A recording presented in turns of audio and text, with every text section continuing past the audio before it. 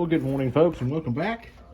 I've got my little Harbor Freight 1-inch belt sander out, and what you're seeing here now is I'm beginning to shape the handle out. So it'll kind of be a little short video segments now. I've got a slideshow that you can look at to kind of see the progress I made as I was building the handle for it, and we just kind of go from there.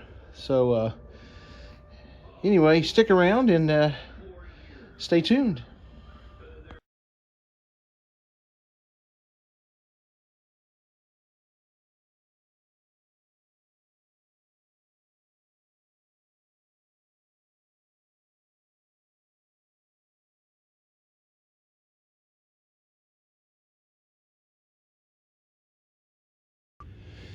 Alright guys, I won't lie, for a cheap piece of equipment, this Harbor Freight 1-inch sander did an excellent job on that knife.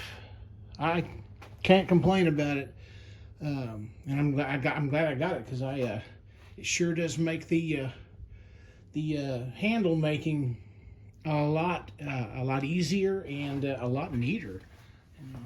I got it. I kind of set it over here on this piece of antler and stuff. It fell over, but I took the torch, kind of darkened that already dark walnut, but I wanted to darken the leather a bit, and then I put some linseed oil on it to kind of after I did a little torch work. But that's going to be my hunting knife. I finally I made that heirloom knife, and I call it an heirloom knife because the handle is just a little bit big as far as diameter. This one here is a nice size. I can hang on to it. The blade's not too terribly long, and it's another one of those blades from Pakua Cutlery that come out of Finland, and it's going to be a nice hunting knife. I just got to find a case now to fit it, and yeah, cool. All right, guys.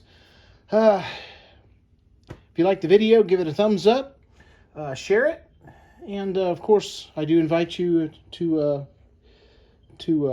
subscribe. Anyway, you guys have a great week.